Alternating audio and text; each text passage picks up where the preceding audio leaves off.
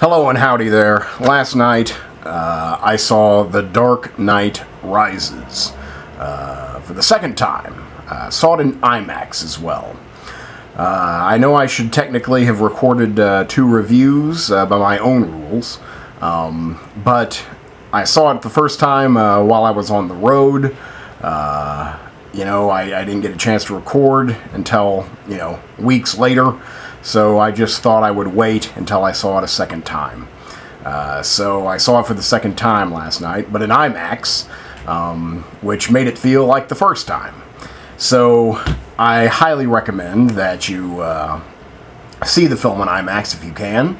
There's not a lot of options out there, but I think it would be well worth the trouble to track down an IMAX screen. I would say more than half of the film, perhaps as much as 60% of the film is shot with IMAX cameras. And on the IMAX screen, it looks absolutely stunning. So I recommend that experience. I love the film. I mean, I'll try and cut right to the chase. I hope not to ramble on forever. But I loved it. There's not much more I need to say about it. I'll give it a 9. If I want to get my blurbs out of the way, it is not the film of the summer for me. It did not top The Avengers. I've never had a theatrical experience like I had while watching The Avengers for the first time. I will never forget that experience. Maybe in time I will appreciate Dark Knight Rises more. Maybe it's even a better film, but I don't know. Right now I'm saying no. I don't think so. I thought Avengers had it beat, just through sheer fun. And Avengers made so much sense, which I will try to get to here in a moment. Also,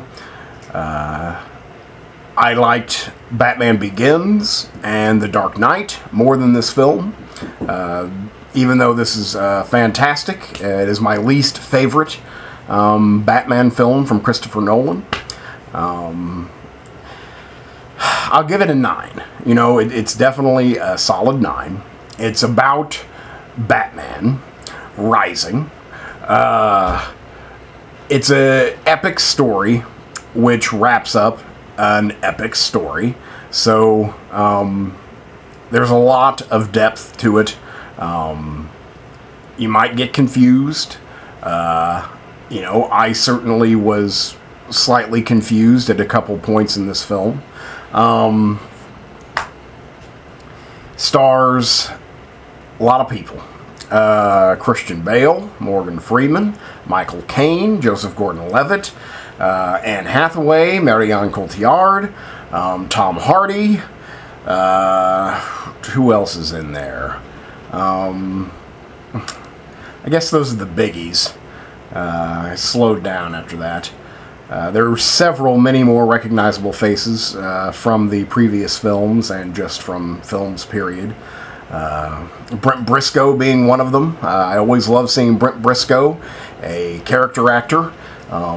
He's from my home state. He's from Moberly, Missouri, and I was happy to see him in this film.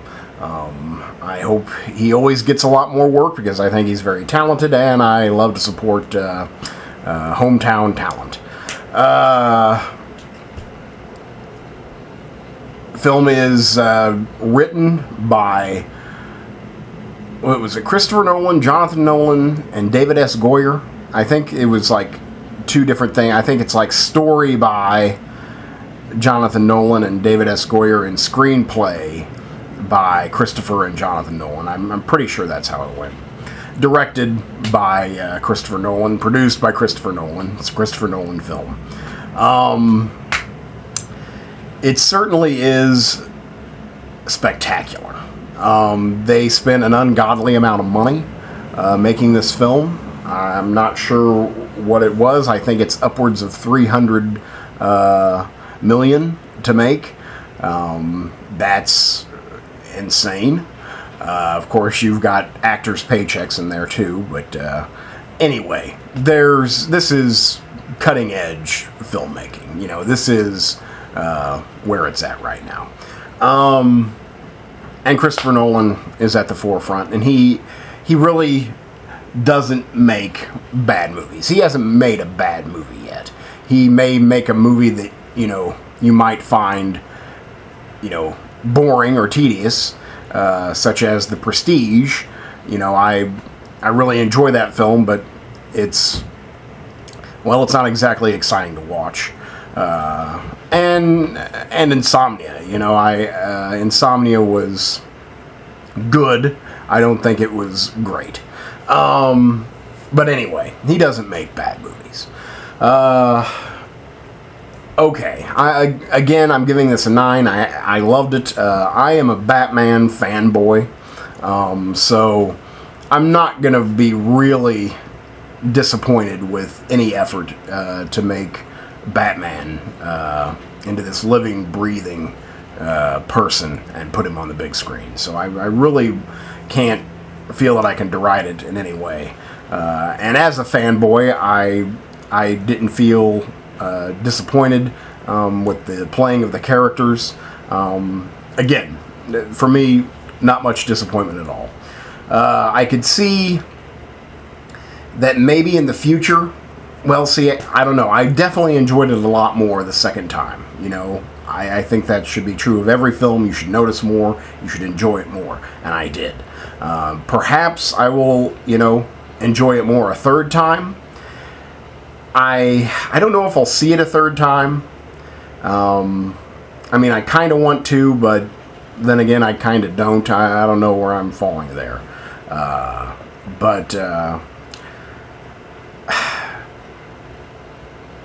Again, you know, it was awesome. It was a spectacle. Just incredibly well directed. Thousands upon thousands of extras. Fantastic set design, costume design. Again, any technical thing, aspect of the visual part of the film, or just the experience part of the film is pretty tremendous.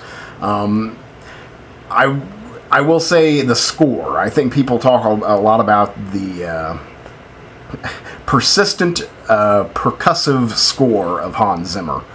I think it really fits with the film well. It's true, and I admire it, that the film, or the music, I don't think it ever really stops. Like, even in the quiet moments, I believe there's some music going on. At least it seems that way. I think that's fantastic. It is it is kind of monotonous. There doesn't seem to be many themes. You know, maybe I don't notice just because the music is such a part of the film that, you know, it didn't really register. But I heard, you know, I've heard complaints. You know, I've read complaints that the music's just too much. The score is just too much. Whatever. I don't get that. You know, I don't get that. It seems, but it does seem like the film is very loud. You know, when there's not guns going off, when there's not explosions going off, Hans Zimmer's explosive score is going off. So you never really get to be comfortable, which is fine. I think that, you know, manipulates you into feeling something akin to what it would be like to be in Gotham City at this point in time. What I didn't love about the film, well, I don't want to, yeah, okay, well, I brought it up, so I'll talk about it. What I didn't love, things just seem to happen. You know, there's no connection sometimes. There's just boom, boom, boom, boom, boom, which is fine. The film is almost 3 hours long. It's 2 hours, 45 minutes. And they have to, you know, wrap up a story arc that has taken 3 films. They have to introduce and wrap up, you know, a story that is introduced in this film. So I excused it. you know, because they have a lot of ground to cover and a short amount of time to do it. I mean, I could really easily see there being a director's cut of this film, you know, at 3.5 hours. You know, easy. Yeah, but things just seemed to happen. It felt a little clunky. You know, it just like it, the ride wasn't so smooth. You know, towards the end, I thought important characters were regulated to doing menial tasks, which is fine. My big beef is Joseph Gordon-Levitt at the end of the film. It just seems, you know, I don't know why they're showing what his character is doing, just because it seems like he's just being kept busy with busy work. I didn't like that Michael Caine's Alfred was only in the first half of the film, pretty much. I just think he's such a tremendous actor. Without much argument, I feel that he's the best actor in the entire trilogy. His Alfred is awesome. Usually he has the good lines, he has the humor, he's just good, and here he's just, well, I guess in the first, probably third, he dominates the first act, but then he's gone. But I told myself that motivated Bruce Wayne to rise. Whatever. I just thought that all these... Everyone talked in monologues. You know, everyone has a huge monologue. And it just seemed that Michael Caine's Alfred monologue came way too early before that I could get invested in the situation they're in now. And it seemed like he had his big moment and then was gone. About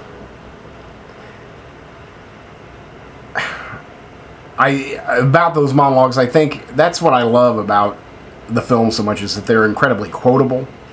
About Begins and The Dark Knight. I think they're just very quotable. And I think that they, you know, again, were kind of streamlined stories, smooth running, and had, you know, good timing for a well-placed zinger, if you will, a line. Where here, everyone kind of preaches. Everyone's got a mission. So they monologue. You know, they're monologuing. And they're well written. They're definitely insightful to the character. But it doesn't leave room for, you know, one, like, amazing line.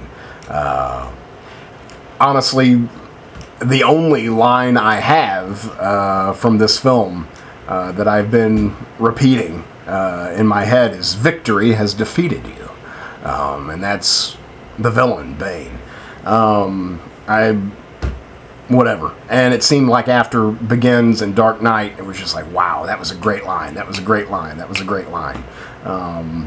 Where, whatever, still great monologue, but you can't subtly slip a monologue into conversation.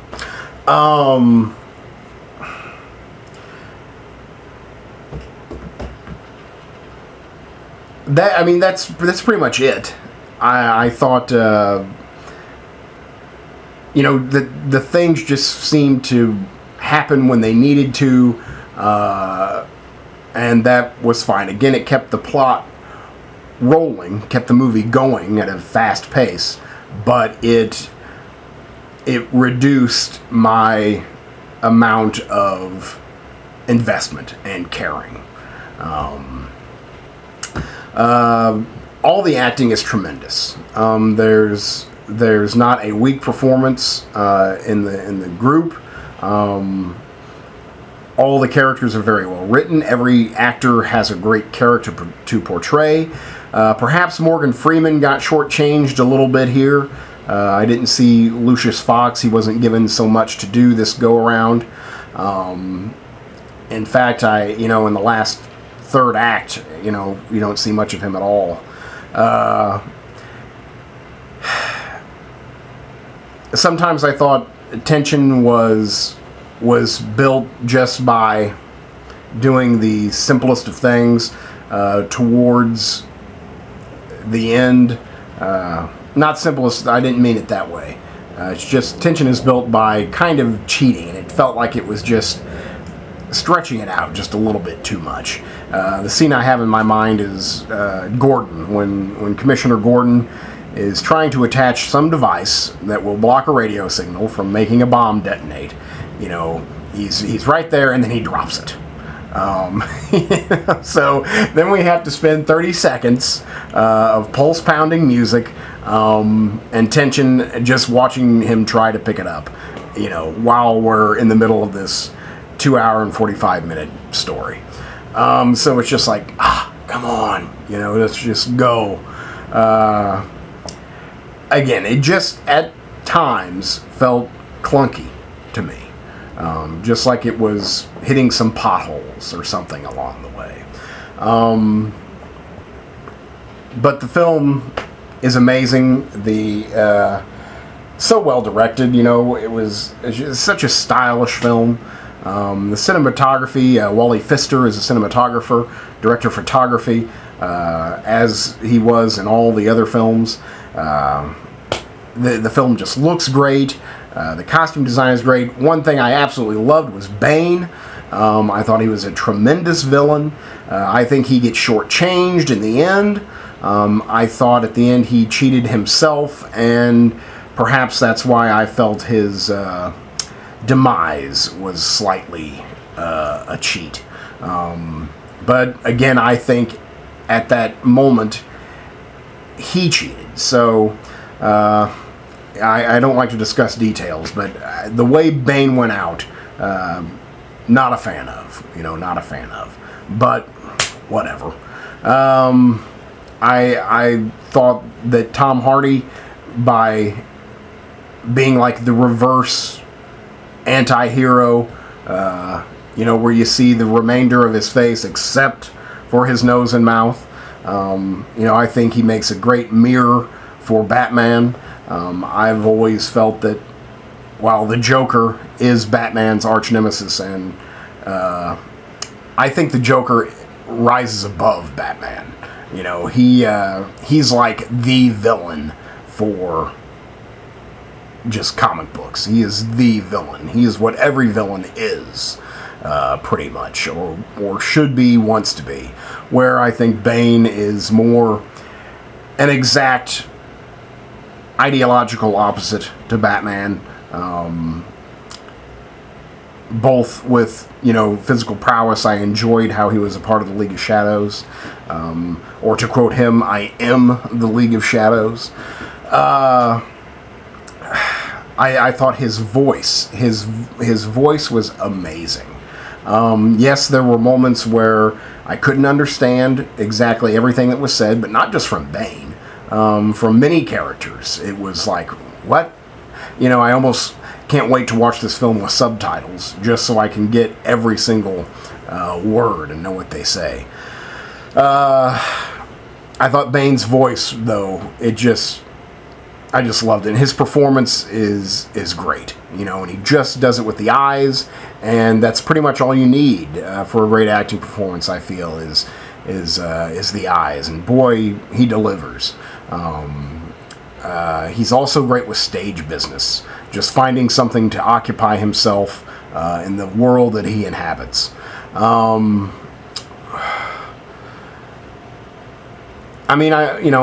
I love the film. The first time I saw it, I went with my friend and his girlfriend. At the end of the film, his girlfriend, was crying, was bawling, and I was like, wow, I know this is good, but is it that good? So it must be, because, made a grown woman cry.